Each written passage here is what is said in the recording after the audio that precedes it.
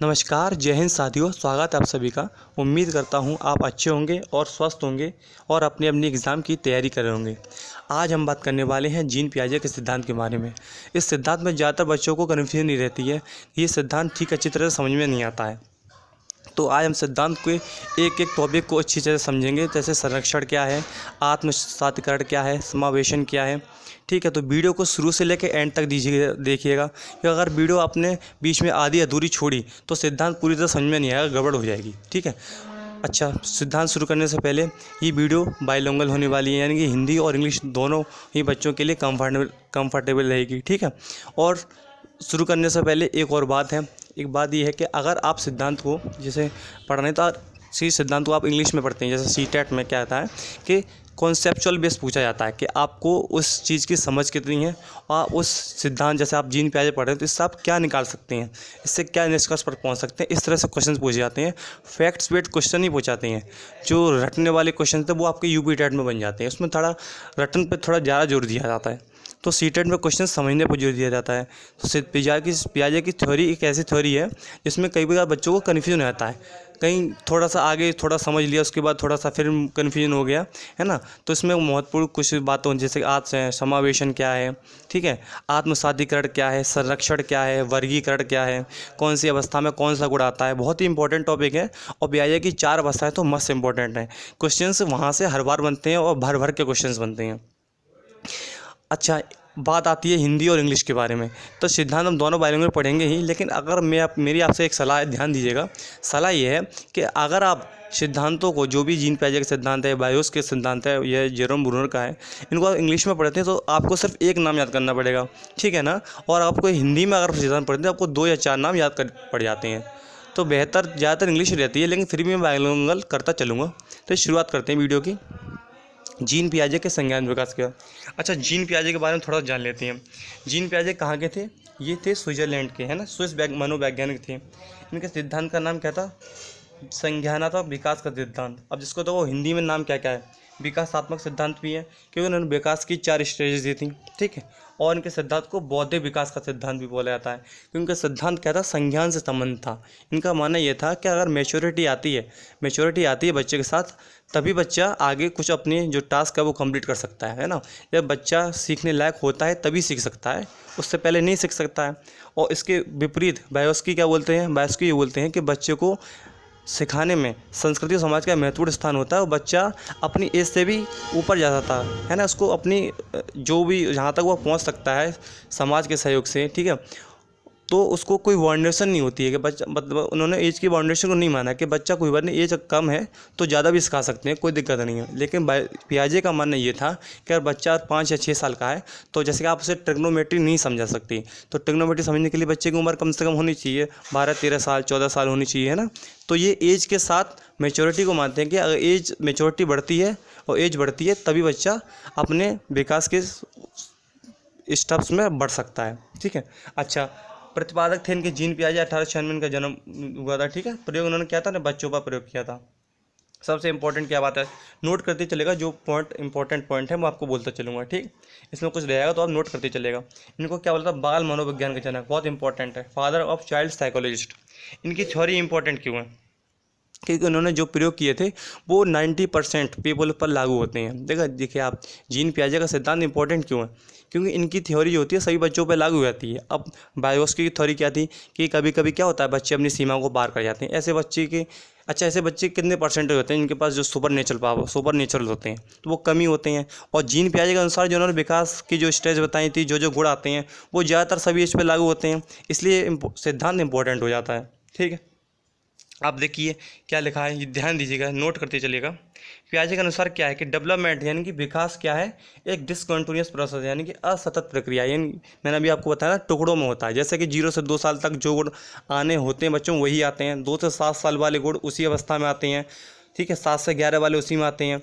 तो उन्होंने ये बोला कि बच्चा, और जीन पियाजे ने एक चीज़ क्या इंपॉर्टेंट दी, इन्होंने एक चीज़ वो महत्व दिया कि बच्चा जो है अपने ज्ञान का निर्माण स्वयं कर सकता है। इसको नोट कर लीजिएगा कि बच्चे क्या हैं? ज्ञान के सक्रिय निर्माता हैं। बच्चे ज्ञान के सक्रिय निर्माता है और उन्होंने बच्चों को क्या बोला था, नन्हे वैज्ञानिक हैं। यानी बच्चे क्या करते हैं, खोज करते रहते हैं। आप उन्हें कुछ भी चीज़ दे दो, जैसे खुला जैसे तोड़ फोड़ करके अपने तरीके से खोजते रहते हैं, अपनी समझ बनाने की कोशिश करते हैं। आगे बढ़ते हैं, नेक्स्ट क्वेश्चन आगे है, पियाजे के सिद्धांत के 4 महत्वपूर्ण कारक हैं। ये वो 4 इंपॉर्टेंट हैं बहुत। देखिए क्या है, पहले तो उन्होंने परिपक्वता को बताया था।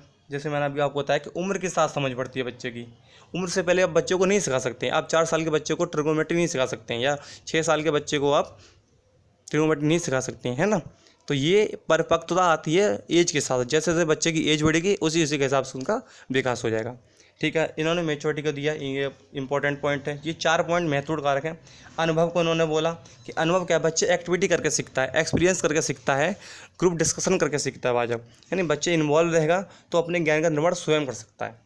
ठीक है, अनुभव को उन्होंने महत्व दिया था। तीसरा पॉइंट क्या है, सामाजिक अन्योन्य क्रिया। अच्छा, सामाजिक इन्होंने क्या किया था, इन्होंने इसको सबसे कम इम्पोर्टेंस दी। यानी कि बच्चा सोशल इंटरेक्शन से भी सीख सकता है, लेकिन वो सबसे लीस्ट पॉइंट माना था। अगर आपको क्वेश्चन आता है इस तरह से और उनको 4 पॉइंटों में से आपको अगर दिखते हैं, तो जो तीसरा वाला आता है सामाजिक अन्योन्य क्रिया, इसको सबसे आप कम इम्पोर्टेंस देंगे। इन्होंने ऐसा नहीं बोला कि सामाजिक अन्योन्य क्रिया को कोई मतलब कोई महत्व नहीं होता है, रोल नहीं होता है, लेकिन इसको सबसे कम इम्पोर्टेंस दी है।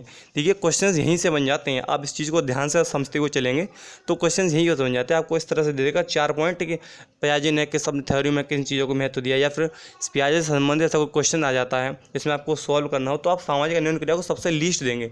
जब कोई ऑप्शन नहीं होगा इन तीनों में से, तब देंगे। अच्छा, चौथा इन्होंने क्या बोला, संतुलन यानी इक्विलेशन।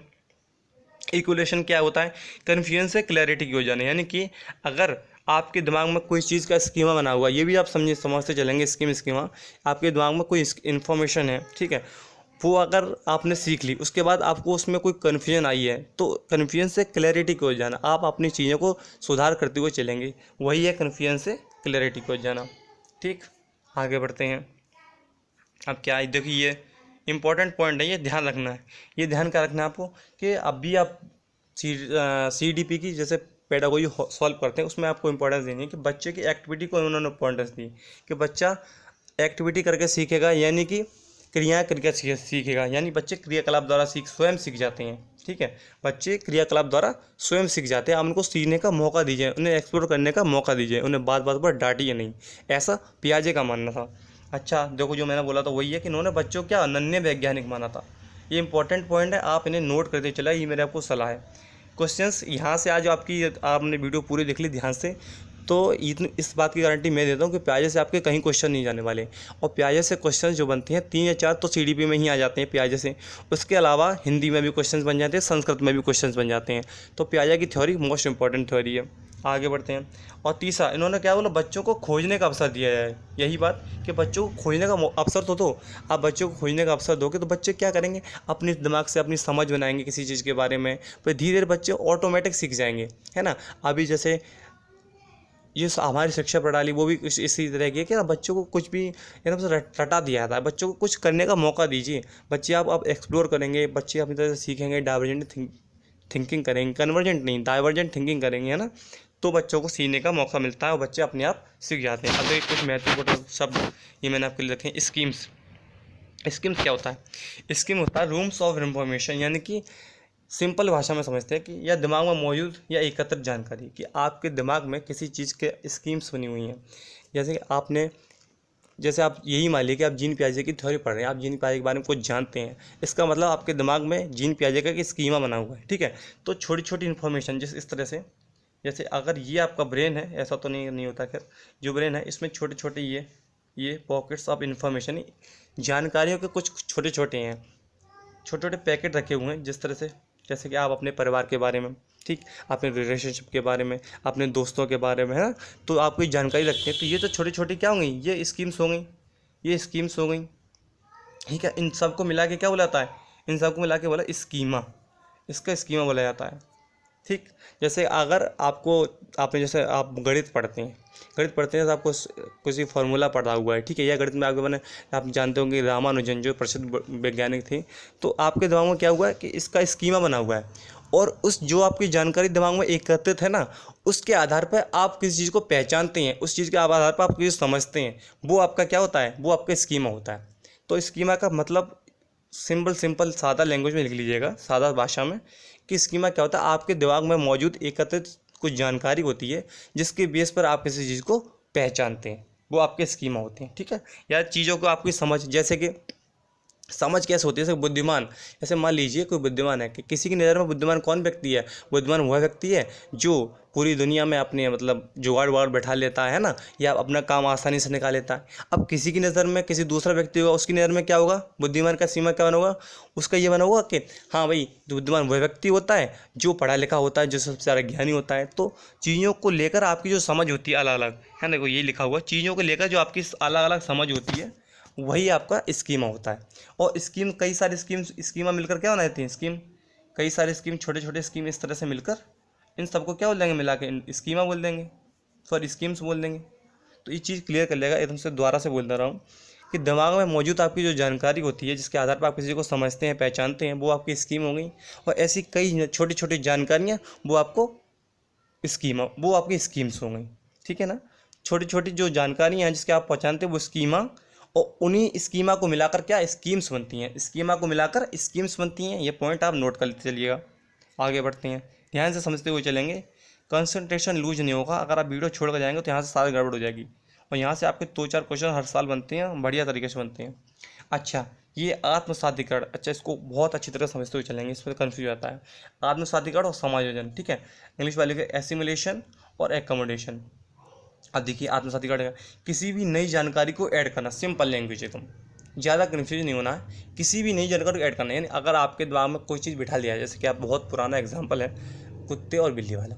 जैसे किसी बच्चे ने किसी बिल्ली को देखा, बच्चे ने किसी बिल्ली को देखा, ठीक है, और बिल्ली के बारे में उससे ये बताया गया था कि बिल्ली के 4 पैर होते हैं, एक पूँछ होती है, ठीक है, और वो चलती है। तो बिल्ली की जानकारी आपके दिमाग में ऐड कर देगी, यानी वो अपने उस जानकारी को क्या कर लिया, आत्मसात कर लिया। ठीक है, उसी के बाद आपने अब कुत्ते को देखा किसी को, उसके भी 4 पैर थे, ठीक है, और उसके भी वो भी काले रंग का ही था, मान लो कुछ भी लड़का था वो सेम कलर के थे, ठीक है, उसकी भी पूँछ थी।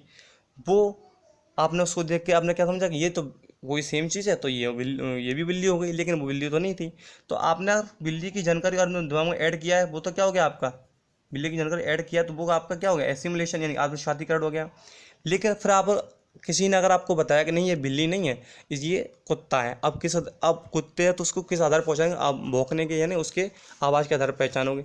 तो अगर आपने अपने पहले से कोई चीज़ जो आपके दिमाग में ऐड हो रखी थी, यानी जुड़ रखी थी, उस चीज़ को आपने किसी ने बताया और आपने उस जानकारी में कुछ परिवर्तन किया या कुछ उस जानकारी में मॉडिफाई किया, है ना, वो आपको क्या आ जाएगा, वो आपका समायोजन हो जाएगा। तो एसिमुलेशन और समायोजन में अंतर देखो, यही समायोजन क्या है कि पूर्व जानकारी में परिवर्तन, जो आपकी पूर्व जानकारी है दिमाग में कोई, उसमें आप परिवर्तन करो, उसमें कुछ अपडेशन करो या जानकारी को मॉडिफाई करो, तो आपका क्या हो जाएगा, समायोजन हो जाएगा। ठीक है, अच्छा इसको एक ट्रिक्स के माध्यम से क्या देख लें, समझ लेते हैं। देखो छोड़े, समझने की ट्रिक क्या है इसकी, समझ लीजिए, अगर इन्फॉर्मेशन ऐड करनी हो, ध्यान से देखिएगा, ये आप ट्रिक लिखते हुए चलिएगा। अगर वीडियो थोड़ा नहीं समझ में आ रहा तो थोड़ा दोबारा देख लीजिएगा, वीडियो समझ में आ जाएगी, अच्छे समझ में आएगी आपको। एक एक बिल्कुल सरल सिंपल भाषा में समझा रहा हूँ। अगर इन्फॉर्मेशन कोई ऐड करनी हो, आपको कोई चीज़ नहीं बतानी हो, दिमाग में आपने कोई चीज़ ऐड कर ली कि हाँ ये चीज़ होती है, या जैसे अगर आप पहली बार पियाजे की थ्योरी पढ़ रहे हैं, इसका मतलब आप इस जानकारी को क्या करें, ऐड कर रहे हैं, तो वो चीज़ क्या गए, तो आपकी वो चीज़ हो गई आत्मसातीकरण या एसिमुलेशन हो गई, इंफॉर्मेशन ऐड हो रही है, सिंपल सी बात। दूसरा क्या है, अगर आप किसी चीज़ को एडजस्ट कर रहे हैं, मॉडिफाई कर रहे हैं या मैनिपुलेट कर रहे हैं, यानी किसी चीज़ में परिवर्तन किया, थोड़ा सा मॉडिफाई, तो जानते हैं ना, कोई भी चीज़ होगा उसमें थोड़ा सा जोड़ तोड़ कर दिया, कुछ जोड़ा कुछ तोड़ा, तो आप उस चीज़ को, अगर आप जैसे कुत्ते बिल्ली वाला वही सेम, कि उसने आपने मॉडिफाई किया था, सिर्फ यही तो किया ना कि कुत्ते की आवाज़ अलग होती है और बिल्ली की आवाज़ अलग होती है, तो अपने आवाज़ को मॉडिफाई कर लिया उसमें, आप आवाज़ से पहचान सकते हो कि ये कुत्ता है ये बिल्ली है। ठीक, तो अगर आपने मॉडिफाई किया, अपडेट, या आप किसी जानकारी को अपडेट किया है, तो क्या आ जाएगा, समायोजन या एकोमोडेशन हो गया। ठीक है, आगे बढ़ते हैं। यहाँ तक आपको समझ में आ गया होगा, उम्मीद करता हूँ। नहीं आया तो आप मुझे कमेंट बॉक्स में लिख देगा, मैं आपको वहाँ से क्लियर कर दूँगा कोई भी बात। ठीक है, अब देखिए ये मोस्ट इंपॉर्टेंट, सबसे ज़्यादा इंपॉर्टेंट है, पियाजे की 4 अवस्था, यहाँ से क्वेश्चन आते हैं, बढ़िया तरीके से क्वेश्चन आते हैं, इसलिए ध्यान से सुनिएगा। ठीक है, पहली स्टेज सेंसरी मोटर स्टेज, ठीक है, इंग्लिश वालों के लिए सेंसरी मोटर स्टेज, और हिंदी में संवेदी गामक अवस्था। ठीक है, अब सेंसरी मोटर का मतलब जब यहाँ से समझिए सेंस, यानी कि बच्चा क्या करता है, अपनी सेंसेस यानी ज्ञानेंद्रियों से समझता है ना। बच्चा अपने, जो बच्चे को अपनी समझ होती है ना, वो किससे देता है, अपने कुछ उसे बच्चे को भूख लगी, किसी 2 साल या 1 डेढ़ साल के बच्चे को भूख लगी तो क्या करेगा, बताएगा थोड़ी ना, रोएगा, हाथ पैर चलाएगा। तो इन्हीं सब से बच्चा क्या करता है, अपनी समझ बनाता है, दुनिया की समझ बनाता है चीज़ें। देखिए अब है क्या, पहला पॉइंट क्या है कि बच्चा अपनी सेंसेस और मोटर एक्टिविटीज़, जो मोटर एक्टिविटीज़ कैसे, जैसे हाथ पैर चलाना, ठीक है, रोना, ठीक है, अच्छा, और बच्चा क्या करता है, भूख वूख लगती है तो बच्चा रोता है, ठीक है, और चिल्लाता है, ठीक है, तो बच्चा बोल तो सकता नहीं है, तो मोटर एक्टिविटीज़ होंगी इसकी। और सेंसेस के द्वारा क्या होता है, बच्चा समझता है। जैसे कि आप किसी बच्चे को हाथ पकड़ते हैं, जैसे बच्चे को, ठीक है, या बच्चे को आपने से हाथ पकड़, तो बच्चा तुरंत आपने हाथ दिया बच्चे के, उंगली दी, तो बच्चा तुरंत आपकी उंगली पकड़ लेता है ना। तो इस तरह से आप जैसे बच्चों से किसी खिलाते हैं बच्चे को, तो पुचकारते हैं बच्चे को, है ना, तो बच्चा एकदम से खुश हो जाता है। या आप बच्चे के थोड़ा सा ना ऐसे हाथ ले जाके उसके आंखों पे रखते हैं, फिर हटाते हैं, तो बड़ा बच्चा खुश हो जाता है। तो बच्चा इस तरीके से सीखता है, ठीक है। तो ये पहला पॉइंट आपको ध्यान रखना है, ध्यान से लिखते चलेगा कि बच्चा अपनी सेंसेस यानी कि ज्ञानेंद्रियों और मोटर एक्टिविटीज़, इसके द्वारा बच्चा सीखता है। ये पॉइंट नोट करते चलिएगा, जो मैंने आपको पॉइंट लिखा रखे हैं कीवर्ड्स, ये कीवर्ड्स हैं आपके, ठीक है, इसको आप नोट करते चलेगा। आप नहीं भी समझेंगे ना, इस कीवर्ड ही लाएंगे तो इसके हिसाब से भी आपको एग्जाम में पूरा पूरा आंसर लगा के आएंगे, कोई भी क्वेश्चन गलत नहीं होगा, ठीक है। ये हो गया। दूसरी चीज़ क्या है इसमें, दूसरा पॉइंट है वस्तु स्थायित्व आ जाता है, यानी कि ऑब्जेक्ट परमानेंस आ जाता है इसमें। अब ऑब्जेक्ट परमानेंस क्या होता है कि जैसे बच्चा ऑब्जेक्ट परमानेंस होता है 8-9 महीने में, या फिर जरूरी नहीं है हर बार किसी बच्चे में 9 या 10 महीने में आए, किसी 12 महीने में, 15-16 महीने में आता है। ऑब्जेक्ट परमानेंस क्या होता है, ऑब्जेक्ट परमानेंस होता है कि जैसे आपने किसी बच्चे को चीज़ दिखाई, ठीक है, अब आप उस चीज़ को छुपा दें तो बच्चा आपको ढूंढने के लिए बोलेगा, नहीं बताओ वो चीज़ कहाँ है, ये नहीं बोलेगा। उससे पहले क्या होता है, उससे पहले ये होता है कि आपने कोई चीज़ बच्चे को दिखाई, ठीक है, उसके बाद जैसे ही वो चीज़ हटी तो बच्चे की नज़र से वो वस्तु भी गायब, यानी नज़र हटी तो वस्तु भी, उसका एग्जिस्टेंस भी खत्म हो गया। तो वस्तु स्थायित्व ये चीज़ होती है कि कोई भी चीज़ आपने दिखाई और जैसे ही अपने बच्चे की नज़र से हटाया उस चीज़ को, तो बच्चे के लिए वो चीज़ गायब हो गई, एग्जिस्ट नहीं करती है। तो इस उम्र में यानी 0 से 2 साल के बच्चे में क्या आ जाता है, ये वस्तु स्थायित्व आ जाता है, ऑब्जेक्ट परमानेंस आ जाती है, ठीक। तीसरा पॉइंट है प्रतिवर्ती क्रिया यानी रिफ्लेक्स एक्शन खत्म हो जाते हैं। कैसे, जैसे अब बच्चे को आपने जब शुरुआत में बच्चे खिलाते हैं तो कहीं भी आपने देखा होगा बच्चे जैसे हाथ रखा बच्चे के ऊपर, ऐसा किया ता, ठीक है, तो बच्चे ने मतलब खुश हो जाता है। आपने बच्चों के थोड़ा गाल पे हल्का सा थप्पड़ लगाया तो एकदम बच्चा पूरा काँप जाता है ना, बबक से जाता है बच्चा। तो इस तरह की जो एक्शन थी, रिफ्लेक्स एक्शन बोला जाता है, ये सारी खत्म हो जाती हैं 2 साल के बीच में, ठीक है, इस स्टेज में खत्म हो जाती हैं। अब आगे देखिए, अब क्या है, चौथा पॉइंट है बच्चा स्थगित अनुकरण यानी विलंबित अनुकरण होता है, डेफर्ड इमिटेशन, इंग्लिश वाले डेफर्ड इमिटेशन। अब डेफर्ड इमिटेशन क्या होता है कि आपने कोई चीज़ की तो बच्चा उसकी तुरंत कॉपी नहीं करता, उसको कुछ देर बाद, घंटे 2 घंटे बाद या अगले दिन, जैसे कि आपने एग्जांपल देख लीजिए, जैसे आपने देखा होगा घर में जैसे पिताजी और शेविंग कर रहे होते हैं, उसके बाद बच्चा देखता है उस चीज़ को और अगले दिन क्या देखता है कि वो भी अपना वो क्या नाम है रेजर वगैरह लेके ऐसे ऐसे झूठ मूठ ऐसे कर रहा होता है। तो ये होता है डेफर्ड इमिटेशन यानी विलंबित अनुकरण, थोड़ी देर के बाद, तुरंत के तुरंत कॉपी नहीं करता बच्चा। वैसे बच्चों में आदत होती है कॉपी करने की, लेकिन बच्चा इसमें डेफर्ड इमिटेशन यानी कि थोड़ी देर के बाद बच्चा कॉपी करने की कोशिश करता है। एग्जाम्पल मैंने आपको दे दिया, ठीक है। अच्छा, पाँचवा पॉइंट क्या है, लक्ष्य निर्देशित व्यवहार यानी गोल डायरेक्टर बिहेवियर। जैसे आप बच्चे के सामने बच्चों को कोई चीज़ देंगे तो बच्चा उस चीज़ को पकड़ने की कोशिश करेगा, ठीक है। जैसे आपने बच्चों को खिलौना दिया, ठीक है, तो आपने इधर उधर करने लगे, कभी इधर उसकी राइट साइड ले गए तो राइट साइड जाएगा, लेफ्ट साइड लेगा तो लेफ्ट साइड बच्चा पकड़ने के लिए जाएगा, है ना। आपने कोई चीज़ फेंकी तो बच्चा उसको पकड़ने के लिए घूमता है, तो ये होता है गोल डायरेक्टर बिहेवियर। तो ये आपका सेंसरी मोटर में आता है। ये पॉइंट इंपॉर्टेंट है, ध्यान रखिएगा, ये इन्हीं पॉइंटों से क्वेश्चन बन जाते हैं। नेक्स्ट क्वेश्चन है बच्चा अपने हाथ पैर व ज्ञान, यही मैं आपको पहले होता है कि बच्चा अब क्या करता है, अपने हाथ पैर और ज्ञानेंद्रियों से सीखता है, सब कुछ करता है। इधर रोने के लिए, आप रोएगा तो ऐसे नहीं रोएगा कि हाथ पैर सब चलाएगा, है ना, उससे से रोएगा, हाथ भी चलाएगा पैर भी चलाएगा, आंसू भी निकल रहे होंगे इसके, इस तरह से रोता है और अपने ज्ञानेंद्रियों से सीखता है, बच्चा समझ बनाता है। नेक्स्ट अब दूसरी अवस्था आ गई, उसके मैंने लिखा नहीं था, आप लिख लीजिएगा इसका। ये जो सेंसरी मोटर स्टेज ये आपका है 0 से 2 वर्ष, 0 से 2 वर्ष, ठीक है। दूसरी अवस्था आ जाती है हमारी, जल्दी करते हैं फटाफट से, वीडियो थोड़ी लंबी हो जाए तो कोई बात नहीं, लेकिन समझ में आ जाएगा आपके। पूर्व संक्रियात्मक अवस्था यानी प्री ऑपरेशनल स्टेज, इसकी क्या होती है 2 से 7, 2 to 7 होती है। इसके क्या गुण है, इसके गुण को देखते चलते हैं, इसकी विशेषताएं क्या है।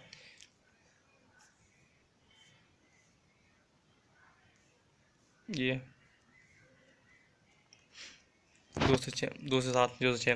ठीक है, इसमें क्या होता है बच्चे का सबसे इंपॉर्टेंट पॉइंट कि तार्किक चिंतन नहीं आता, यानी कि लॉजिकल रीजनिंग इसमें नहीं होती है, लॉजिकल रीजनिंग नहीं होती है।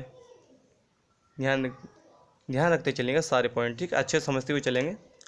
लॉजिकल रीजनिंग नहीं आती है, यानी कि बच्चा तर्क नहीं पढ़ पाता है, और तर्क करता भी तो कैसे करता है, उल्टे सीधे लॉजिक लगाता है एकदम से, है ना। जैसे कि अगर मैं जैसे जिस जिस जिस टाइम पे मैं अपना मतलब खेलता हूँ उस टाइम पे एकदम से लाइट आ जाती है ना, कुछ उल्टे टेढ़े मेढ़े लॉजिक लगाता है, इन उसमें तार्किक चिंतन नहीं आता।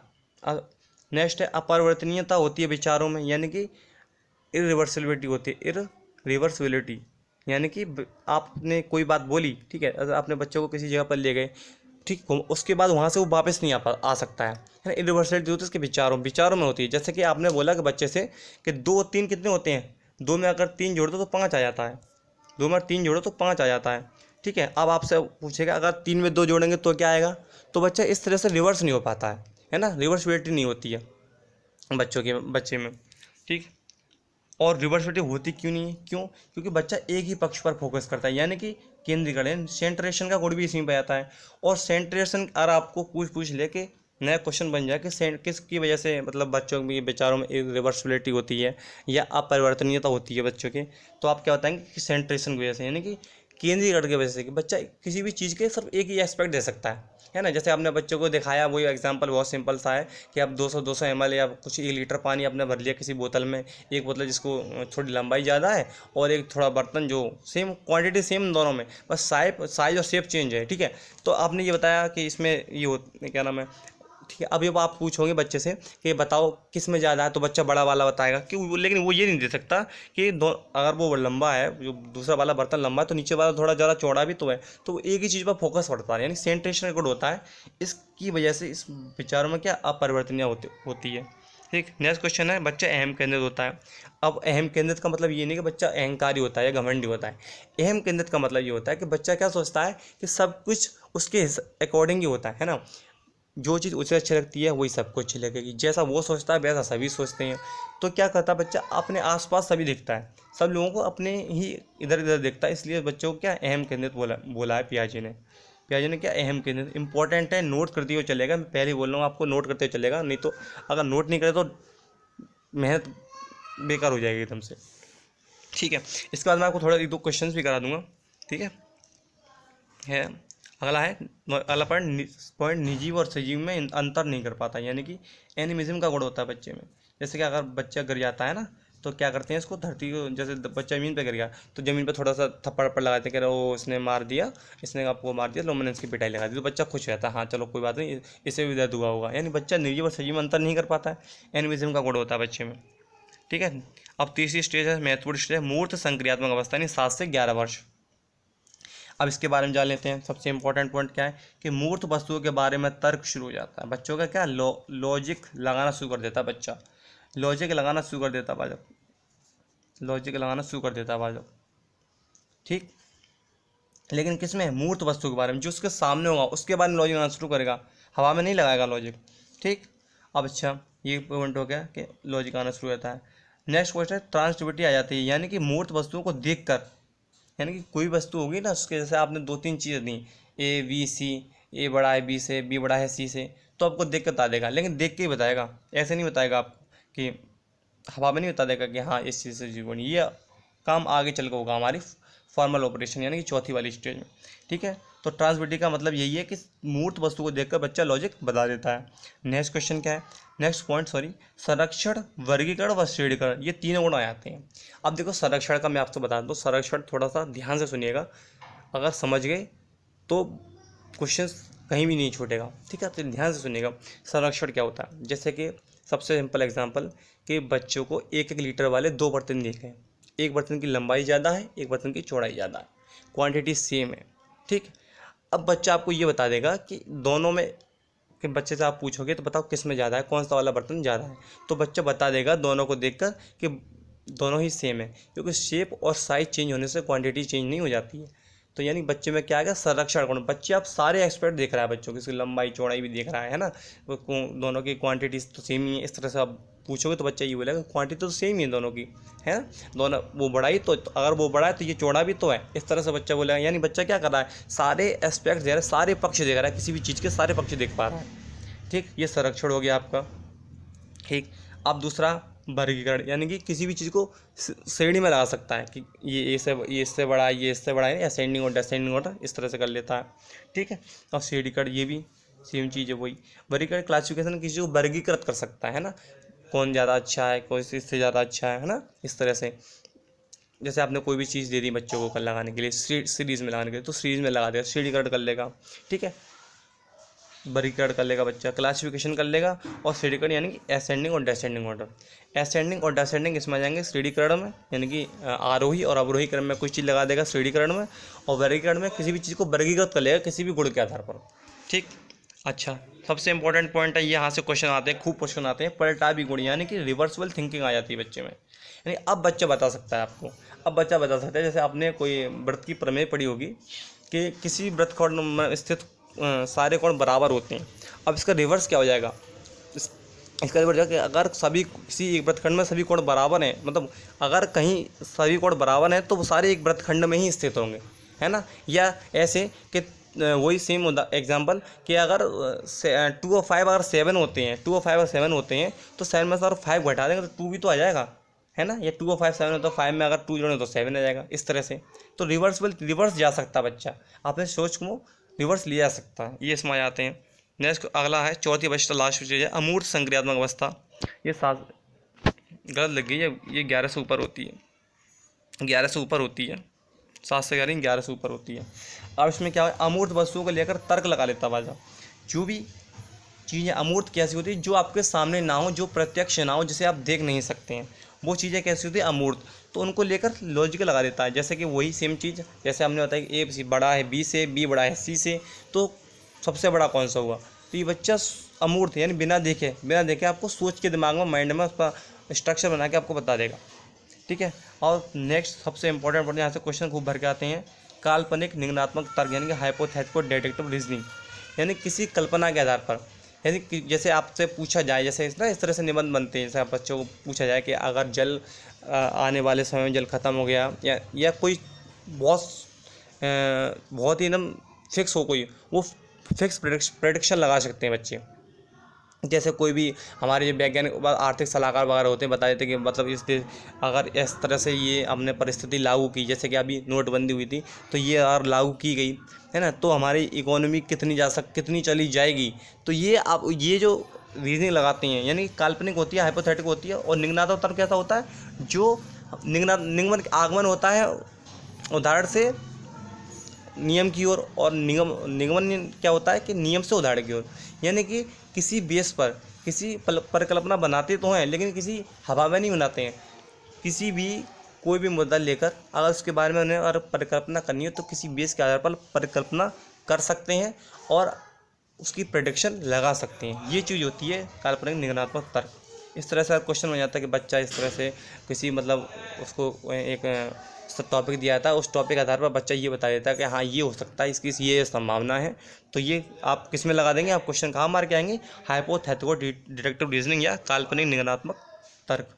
ये आप नोट करते हुए चलिएगा, ये दोनों पॉइंट। ठीक, अच्छा, तीसरा पॉइंट वही है सेम, क्या है कि अमूर्त वस्तुओं के बारे में भी कल्पना कर लेता है। जो आपके सामने नहीं है उनको किसी लॉजिक से, लॉजिकली, इलॉजिकल नहीं, किसी लॉजिक यानी किसी भी बेस के आधार पर उस चीज़ के बारे में अमूर्त कल्पना कर सकता है। ये आपके हो गया।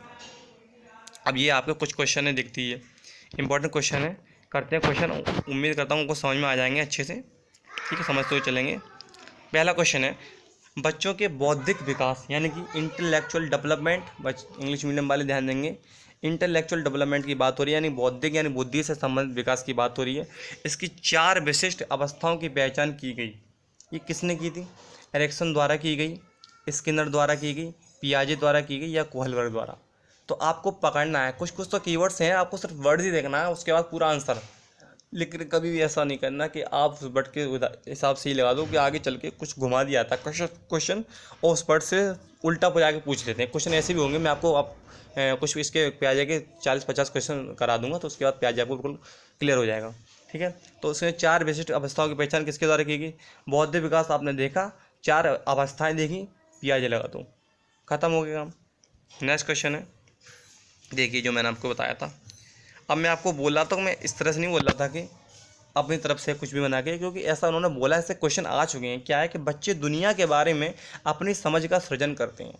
मैं बोला था कि बच्चे दुनिया के बारे में अपने आप स्वयं सोच सकते हैं। पियाजे कौन थे? एक रेडिकल थे, कंस्ट्रक्टिविस्ट, यानी कि संरचनावादी थे ना, कठोर, जो हार्डकोर होता है उस चीज़ में पक्का विश्वास करता है ना, क्या बोलते हैं, एकदम एकदम कट्टर टाइप के थे वो।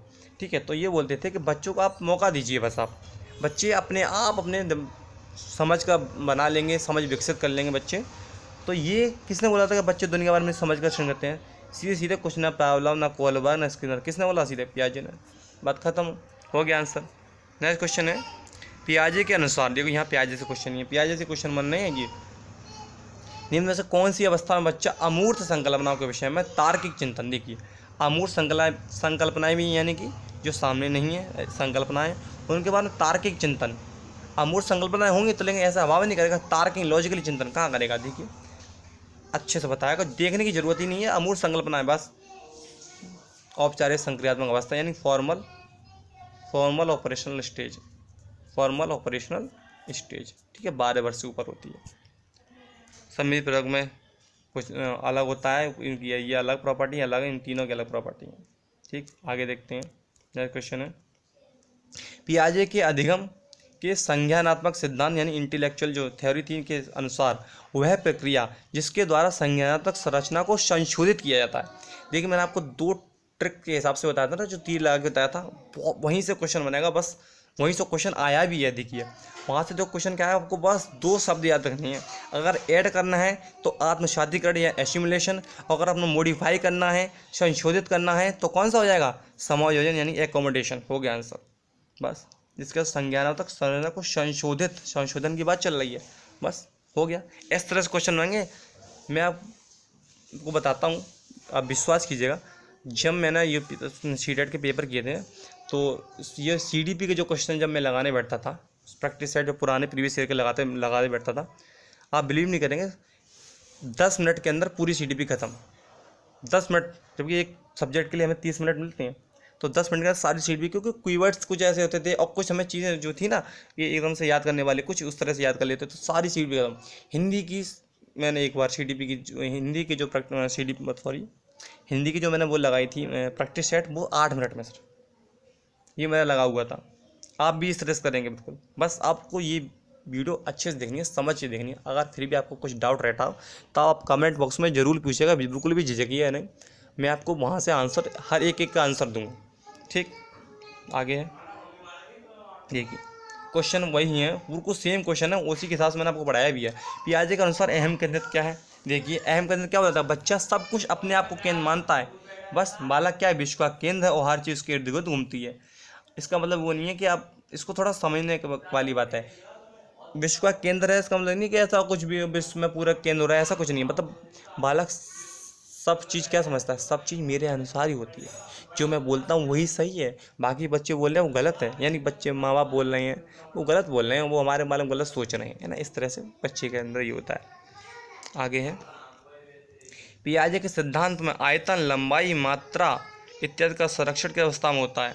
सॉरी ये क्वेश्चन गलत है, दूसरा आ गया इसमें, मतलब ये क्वेश्चन था नहीं, तो इसको आप भूल जाएगा, इसको काट दो, क्वेश्चन नहीं, ये मैंने देखा नहीं है, कोई ऑप्शन भी नहीं लगा पाए। ठीक है, तो दोस्तों ये थी आपकी पियाजे की थ्योरी। ठीक है, अगर आप पूछ लेता है कि इसके शैक्षिक उद्देश्य क्या है, नहीं एजुकेशनल इम्प्लीमेशन पूछ लेता है, तो क्या होता है? बस 2-3 चीज़ याद रखनी कि बच्चों को एक्टिविटी करने का मौका दो, बच्चे दुनिया के बारे में अपनी समझ का निर्माण स्वयं करते हैं, बस कंप्लीट, ख़त्म हो गया। दोस्तों वीडियो बहुत इंपॉर्टेंट थी। अगर आपको पसंद आई तो प्लीज़ वीडियो को लाइक करें, चैनल को सब्सक्राइब जरूर कर लें। पियाजे की, बायोलॉजी से एक टॉपिक, इंपॉर्टेंट टॉपिक मैं आपको यहाँ पे कराता रहूँगा।